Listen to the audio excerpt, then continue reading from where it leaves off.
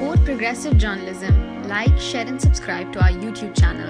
Don't forget to press the bell icon for latest updates. मुअज़्ज़ज़ नाज़रीन, सालार digital Urdu service में आप सबका खैर मक़दम है। 26 आयत का ख़ुलासा सीरीज़ में पिछली मरतबा तौबा की आयत नंबर 5 और आयत नंबर 14 पर बात हुई है और इसका पस मंज़र भी तफ़सीलन आपकी खिदमत में बयान किया जा चुका है। नाज़रीन, अल्लाह का ये क़ायदा है कि जब वो किसी कौम पर कोई पैगंबर को भेजता और पैगंबर अपनी बात मुकम्मल कर लेते और इसके बावजूद वो कौम ईमान लाने पर राज़ी न होती तो उस कौम पर अज़ाब नाजिल किया जाता। कौम नूह, कौम सालेह, हूद, शुएब, आले फ़िरौन वग़ैरह वग़ैरह इसी ज़ुमरे में आते हैं। हुज़ूर सल्लल्लाहु अलैहि वसल्लम की बेइज्जत भी मक्के वालों के लिए ख़ुसूसी थी।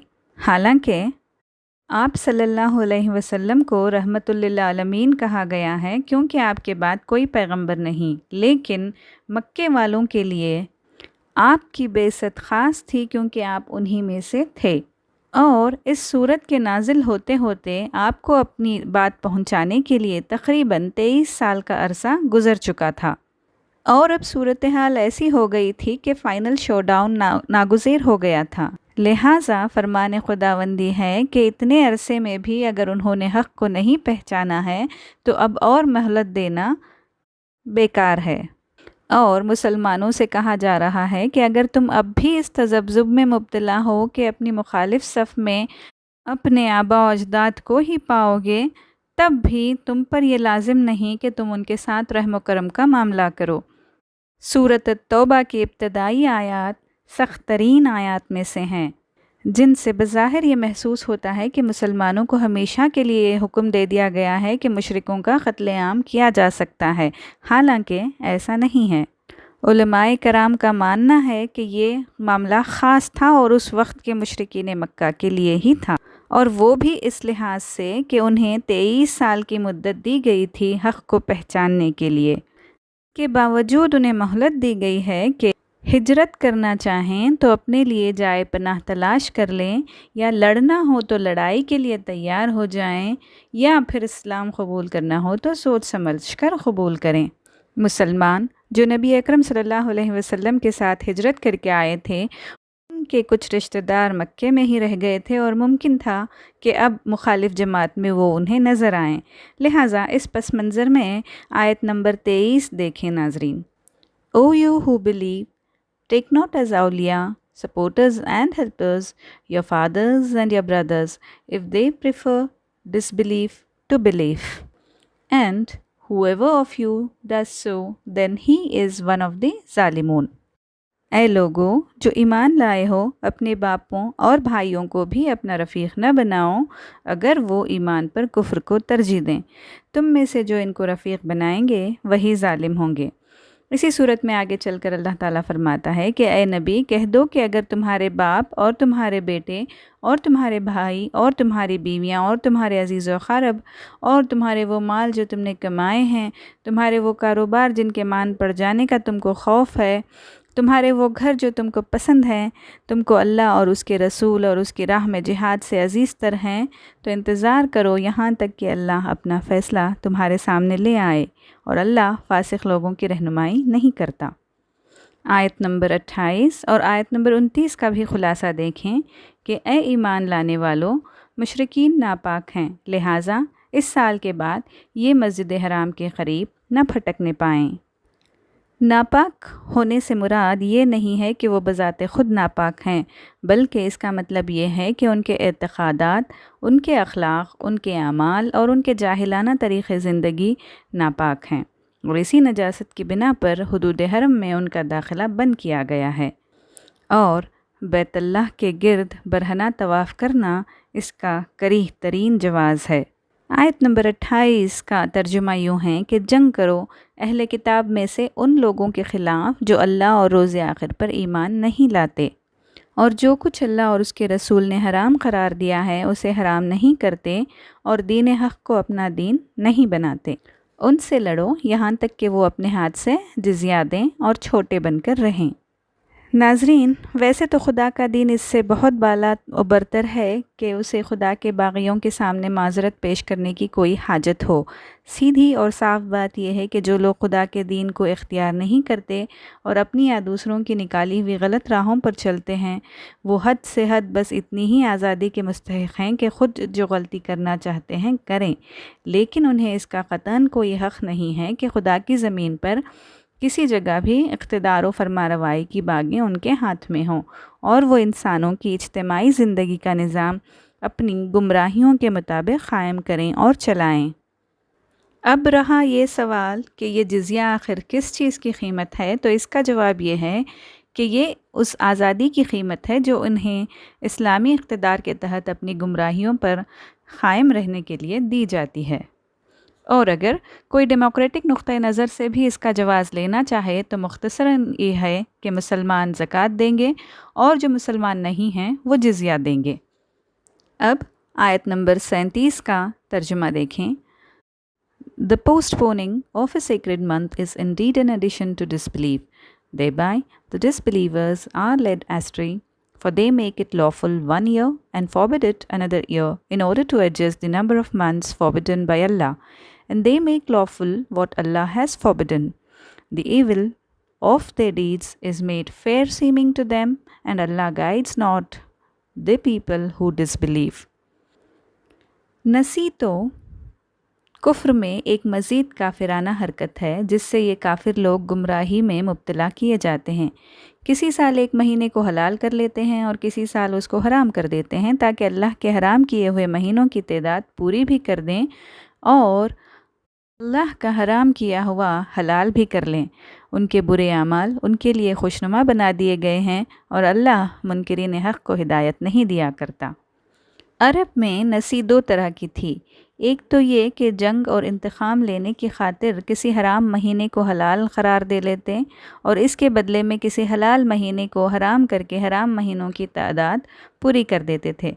دوسری صورت یہ تھی کہ قمری سال کو شمسی سال کے مطابق کرنے کے لیے اس میں کبیسہ کا ایک مہینہ بڑھا دیتے تاکہ حج ہمیشہ ایک ہی موسم میں آتا رہے اور وہ ان زحمتوں سے بچ جائیں جو قمری حساب کے مطابق مختلف موسموں میں حج کے گردش کرتے رہنے سے پیش آتی ہے۔ اس طرح 33 سال تک حج اپنے اصلی وقت کے خلاف دوسری تاریخوں میں ہوتا رہتا تھا اور صرف 34ویں سال ایک مرتبہ اصل ذی الحج کی 9-10 تاریخ کو ادا ہوتا تھا۔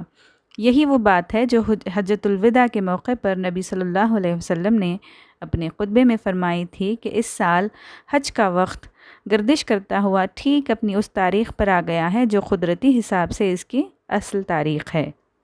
اس آیت میں حالانکہ معترض کوئی بھی جملہ نہیں ہے، ہدایات صاف صاف ہیں کہ اللہ کا حرام کیا ہوا حلال نہ بنا لیں۔ آگے آیت نمبر 58 میں ایک اور مضمون ہے، ترجمہ دیکھیں۔ And of them are some who accuse you, O Muhammad sallallahu alayhi wasallam, in the matter of the distribution of the alms.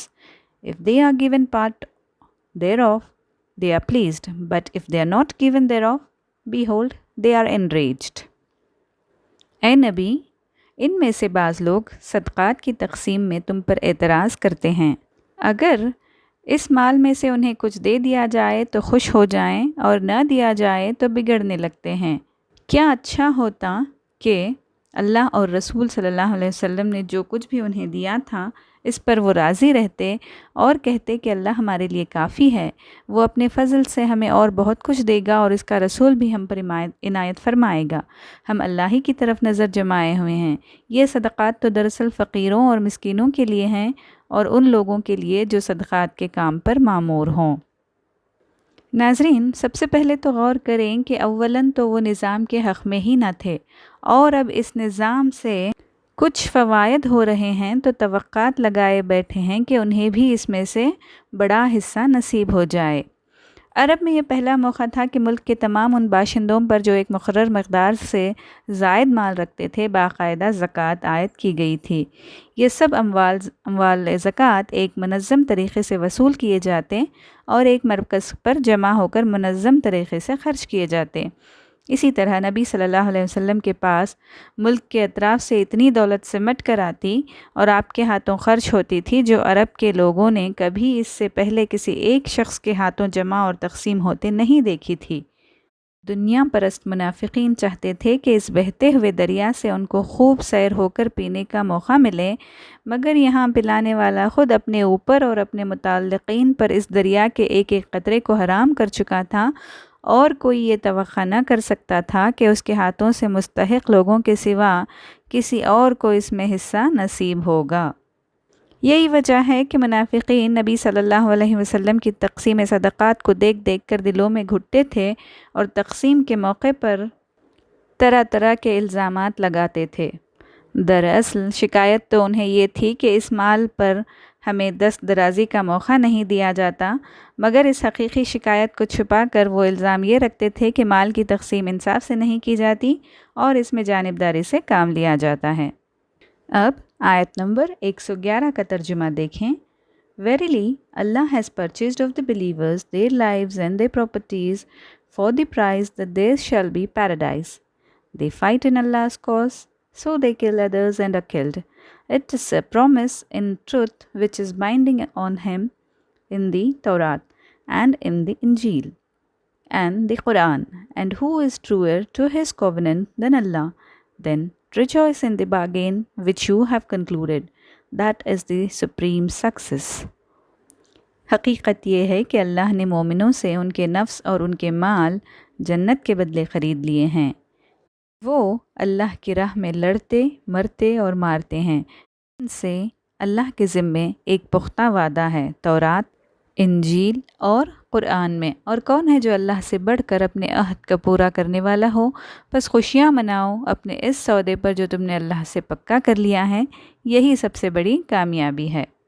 مسلم جو صحیح معنی میں خدا پر ایمان لایا ہو، اپنی زندگی کے ہر شعبے میں خدا کی مرضی کا تابع بن کر کام کرتا ہے، اور اس کا رویے میں کسی جگہ بھی خود مختاری کا رنگ نہیں آنے پاتا، الا یہ کہ عارضی طور پر کسی وقت اس پر غفلت طاری ہو جائے اور وہ خدا کے ساتھ اپنے معاہدہ بیع کو بھول کر کوئی خود مختارانہ حرکت کر بیٹھے۔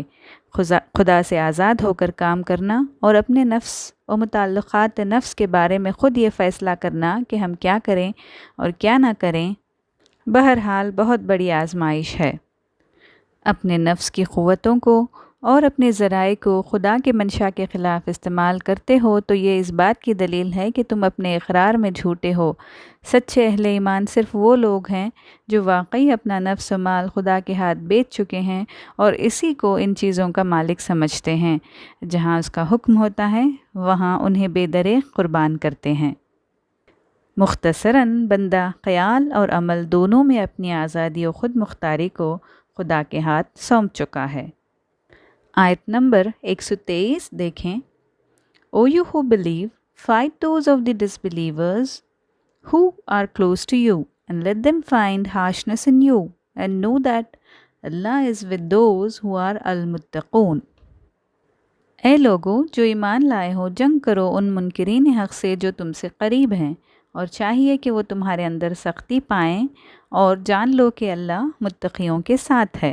یہاں منکرین حق سے مراد وہ منافق لوگ ہیں جن کا انکار حق پوری طرح نمایاں ہو چکا تھا اور جن کے اسلامی سوسائٹی میں خلط ملط رہنے سے سخت نقصانات پہنچ رہے تھے۔ مسلمان اس کی اہمیت کو محسوس کریں اور ان منافقوں کے معاملے میں ان نسلی و نسبی اور معاشرتی تعلقات کا لحاظ نہ کریں جو ان کے اور ان کے درمیان وابستگی سے موجب بنے ہوئے تھے۔ یہاں اس سے شدید تر لفظ قتال استعمال کیا گیا ہے، جس سے مراد یہ ہے کہ ان کا پوری طرح قلاقمہ کر دیا جائے، کوئی کسر ان کی سرکوبی میں اٹھا نہ رکھی جائے، تاکہ ان لوگوں کا انکار حق جو صریح طور پر ثابت ہو چکا تھا ان کے ظاہری اقرار ایمان کے پردے میں چھپ کر کسی رعایت کا مستحق نہ سمجھ لیا جائے۔ مختصراً اس صورت میں ایمان کا معیار طے کر دیا گیا۔ سالار ڈیجیٹل اردو سروس سے جڑنے کے لیے آپ تمام کا شکریہ۔